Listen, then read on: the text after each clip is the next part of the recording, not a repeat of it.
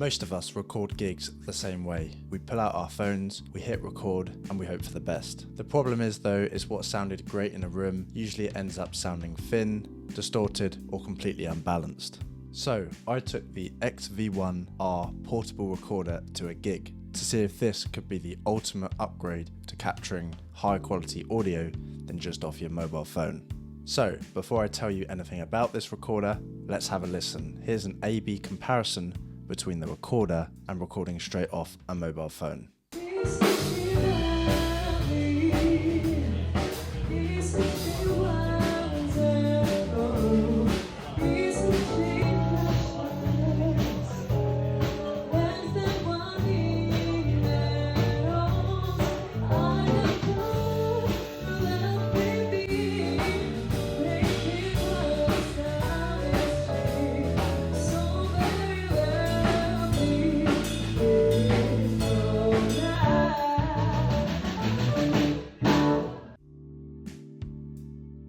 So this is the Xvive portable recorder from Xvive. It's a compact stereo recorder designed for musicians, content creators, videographers, or anyone who needs to capture high quality sound when out and about. It records up to 96 Hz in 24-bit or 32-bit float formats, uses a pair of built-in XY stereo microphones, supports external inputs, and can even be used as a USB-C audio interface.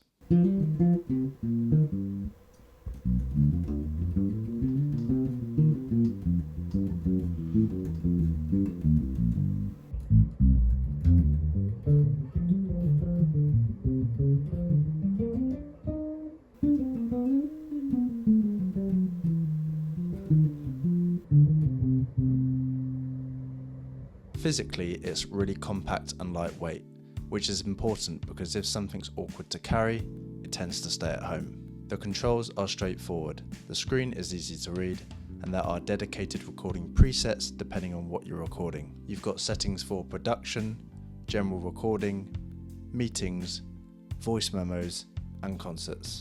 The key features here include 32-bit float recording, WAV recording, AAC options, micro SD storage, USB-C compatibility, and a headphone output. Now of course this is a bass channel and I'm a bass player, so why should bass players be interested in this product? Bass is actually one of the harder instruments to record, especially in a live setting. Low frequencies can completely disappear on phone recordings, and loud concerts can overload tiny microphones. The Xvive microphone is designed to handle very high sound pressure levels, up to 130 decibels SPL, which basically means it's intended to be able to handle very high noise environments without the sound distorting. For this recording, I positioned the Xvive about 5 meters in front of the band and PA. I left it recording for the entirety of the 2 sets that we played, and afterwards I compared this to the phone audio.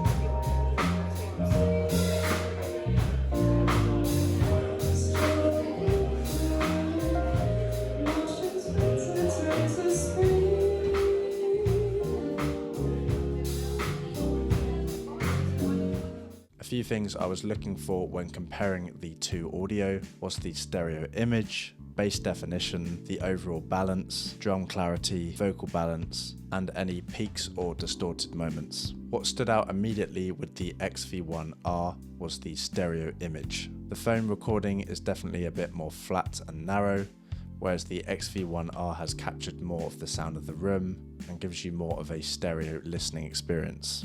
And in terms of the bass, I think with the Xvive there is a little bit more definition, which is really nice to have.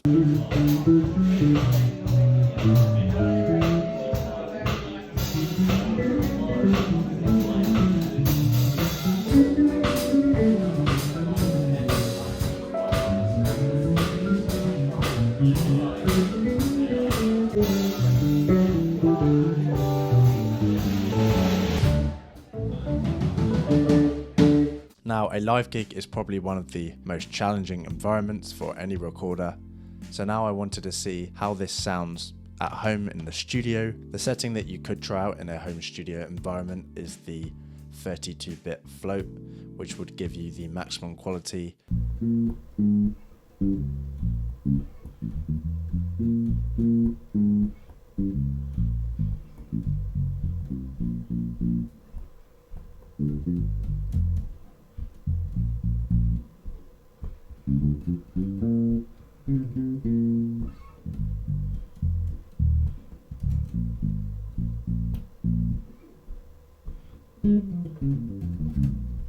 And for other people who are perhaps using this more as a kind of database of voice recordings or voice memos like you would on the phone, there is also a voice recording setting, and this doesn't take up as much storage, so you could record loads and loads of these and you can easily label them afterwards. Whilst you're recording, you can also tap on the record button, and this puts a marker in your recordings, so perhaps if you want to do that between songs, that can be a useful reference to have in post-production. There's also a line out, so you can actually listen to your recordings on the go using some headphones, which I think is a really nice feature. You can even listen through this little speaker on the top here, but the headphones will give you the best quality. On the back we have this nice little piece that comes out with a soft rubber ring around it, and this just means that if you lie the device flat on the ground, you're not going to be hitting these microphones on a table or anything, because the device is actually slightly suspended. How I use it personally is I take a tripod just like this one, and this screws into the device. It's going to be off the table or the stand that you've got it on, which means it's not going to vibrate against anything or cause any distortion, and having it off like this also keeps the device nice and safe. You can use the device with batteries or even power it through the USB-C. The batteries simply go in the back. Here I've got two AA batteries which were provided as well, or you can use the USB-C here, and Xvive recommends that if you're not going to be using the device for extended periods of time, just to remove the batteries. To power on the device, you simply pull this bit down and hold it, and then you'll see there's a green flash on the recording button.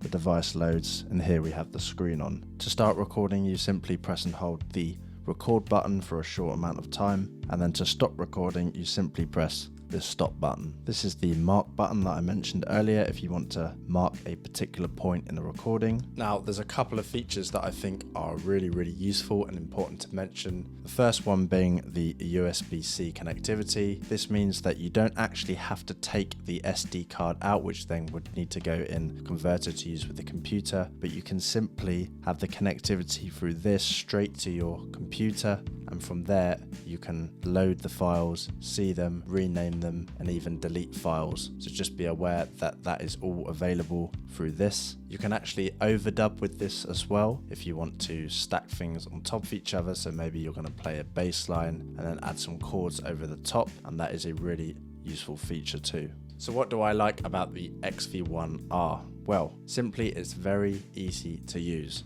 I got this and I thought I'm going to try and see if I can work out how to use this without looking at a manual, and I was actually able to record within about 5 minutes.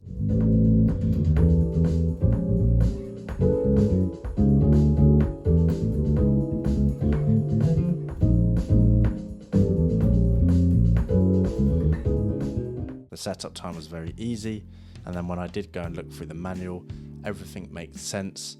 It wasn't too difficult to work out all the different settings, and it's quite nice that you can access it all directly through these controls, and in some ways not to have an app that controls it makes the whole thing quite simple and very portable. Now, the only thing that I can really say might be an improvement for this product overall is it might be nice if it came with like a soft carry case, perhaps, that would just something that it could go in for transporting. Currently I'm taking it out in the original box that it came in, which comes with an insert that kind of molds the device. It seems pretty durable to me, but that is something that could perhaps be useful. So if you're a musician and you want better recordings of rehearsals, live concerts, songwriting sessions, or content for social media, the XV1-R makes a lot of sense. Now, could it replace a full professional recording setup using DI signals and miking up amps? Probably not, but This is a lot simpler, it's compact, and I think this is what this is really designed for.